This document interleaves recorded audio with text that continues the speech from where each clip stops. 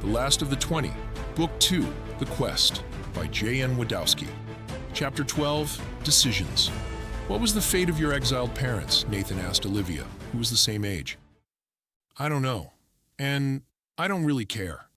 She cut a piece of the roast pork on her plate and dipped it into the mustard she had dabbed onto her plate earlier. I do not understand. How can you not care about your own parents? Nathan put his fork down on his plate, seeming to lose his appetite. They were reactionary extremists, especially my father. She chewed the pork as she replied. See, I told you, daddy issues. 124 from behind Nathan whispered. Don't you care if they are living or dead? They are still your parents. Nathan was dumbfounded. She now forcefully put her fork down onto her plate. You are now making me lose my appetite. I do not want to talk about them anymore. Just as Nathan was about to continue, Miller glared at his son. Drop it. We are their guests. Sorry, I just can't understand. Nathan looked at Olivia. I did not mean to upset you. She picked up her fork and began slicing another piece of pork. She forced a smile. I will try to forgive you. Miller addressed Wheatman. Are you and your men aware of the horde assembling north of here in Bridgewater? Bridgewater. No, we do not venture that far. We just keep Princeton proper free of nests. Wheatman took some of the fried catfish and placed it on his plate. How did you keep them free of nests? Miller inquired. Flash grenades. During the counter-coup, the scientists developed flash grenades. At first they gave the reals an advantage. We lost our first 5 men the first time they used them. But in the long run, the reals were no match for us. Lepore answered for Wheatman. Of course, Miller politely agreed. You used flash grenades against the Prune Faces? One of the conditions to end hostilities was their surrendering their weapons, including all the flash and fragment grenades they had constructed. Wheatman smiled. During the day, we would hit their nests as they slept. For some, we would just toss in a couple of fragment grenades. Those within deeper nests, we would go in after them. We tossed the flash grenades into their darkened chambers, blinded them, and then we would go in and blast them. Most efficient, 124 approved. The few groups that from time to time make the mistake of wandering into our area, we just take them out the old-fashioned way. Lepore patted his Peppa sidearm. We have gotten so good at shooting from the hip, we can take off a mutant's head at 50 yards. Impressive, Miller had to admit. Then again, Prune Faces don't fire back. My men like to keep sharp. They actually enjoy it when a group of them stumble into town. Wheatman held up his empty goblet. One of the older real servants, with his eyes down, quickly approached him and filled the goblet with white wine. You let them go above without any weapons? Nathan asked. No, not without any weapons. I allowed Richardson and Thomas to keep their weapons. Even though they went against me, they were still reclaimsmen. I still think we should have executed them both. Lepore grunted. We have been through this. I made my decision. Wheatman disapprovingly glared up at the reclaimsman standing to the side. Yes, Overlord. Lepore acknowledged Wheatman's authority. Better. Now where was I? Wheatman turned his attention back across the table to Miller. Oh yes, as for the reals, I don't trust them with weapons. It is like arming children. We did offer for them to remain under our protection. He glanced at the elderly servant holding the pitcher of wine. Only the older ones were wise enough to make the decision to remain. Oh, and of course Olivia. He took her hand and kissed the back of it. How many reals were there in the shelter? Miller asked. About 3,000, Lepore responded. And a third were killed? Nathan calculated. You're talking 1,000 dead. Give or take a few, Wheatman acknowledged. After the conflict was over, how many decided to stay with you? Miller asked. Well, some did fight alongside us. Some of the older scientists agreed that we should govern. It was mostly the younger reals, especially among the military, engineers, and support staff, who opposed us. Wheatman looked to Lepore. How many are still in the lower levels, keeping things going? Of the original 500, I think it's about 460 that are still alive. Their lifespans do not compare to ours.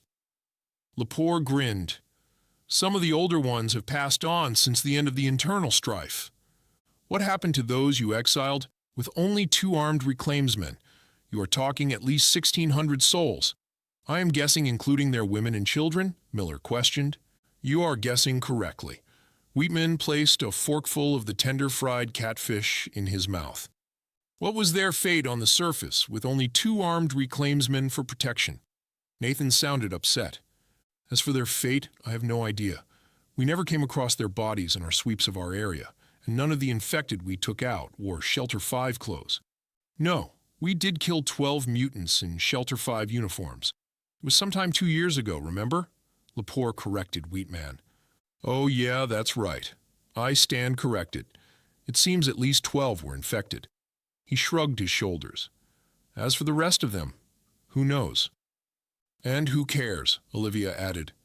Miller thought she was not saying it to convince them, but more so to convince herself. What of the horde to the north? They are all males. They are armed with blunt and cutting objects. When we left them behind, their numbers were over 3,000 strong. Miller looked up at Lepore. I don't think your skill of shooting from the hip will be good enough if they decide to descend upon you. Mutants with weapons, Wheatman laughed. Mutants don't use weapons. These were carrying weapons, and makeshift shields, Miller added. Makeshift shields? Lepore also laughed. What kind of shield can stop a Peppa shot? Well, none, of course, Miller had to admit. But that is not the point. They are evolving to the level of picking up objects as weapons and assembling into a small army of only mature males. An army that is less than a night's march from here. If they did march on us, by the time they reached us, they would have no time for a siege. The sun will rise, and they will be forced to find sanctuary in the darkness. Wheatman replied calmly. He has a good point, Miller. 124 confirmed. 2 hours later, Miller, Nathan, and 124 were escorted by Lepore and a real servant to their quarters located on level 2. If you need anything, just tell... What is your name? Lepore asked the servant, who kept his eyes down. Prager, Dr. Prager. Lepore chuckled. Let Prager know. He'll be sitting outside your door for the night. Miller looked at the twin beds with fresh, clean cotton linens. A wide chestnut wood nightstand was between them, with 2 reading lamps. Across from the beds, against the opposite wall, were 2 writing desks with computer workstations. On the far side, opposite from the door into the room, was a large floor-to-ceiling UHD TV screen that filled the entire wall. Playing on the screen was a video of a sunset on a tropical island with palm trees. They could hear the waves gently rolling onto the white sands of the beach. On the distant horizon, the sun was setting. Stars began to fill the peaceful night sky. Do those work? Nathan pointed at the computers. They do.